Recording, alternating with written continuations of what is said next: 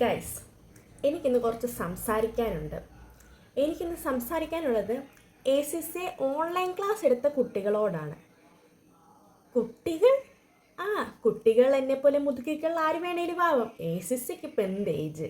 എൻ്റെ ഇന്നത്തെ വിഷയം എന്ന് പറയുന്നത്, നമ്മൾ ഈ ജോലിയും കൂലിയും ഇല്ലാതിരിക്കുന്നവരൊന്നുമല്ല, നമ്മൾ ACCA സ്റ്റുഡൻസ് ആണെന്ന് ഈ നാട്ടുകാരോടും വീട്ടുകാരോടും നമ്മൾ എങ്ങനെയൊന്ന് പറഞ്ഞ് മനസ്സിലാക്കുന്നത്. അല്ല, ഓൺലൈൻ ക്ലാസ് ആണ് നമ്മൾ ഇവിടുന്ന് സുഖിക്കുക എന്ന വിചാരം.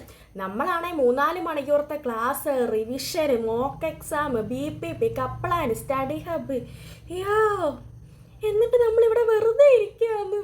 അല്ലേ, ഞാനിവിടെ നിന്ന് DJ ഹോസ്റ്റ് ചെയ്യുവല്ല.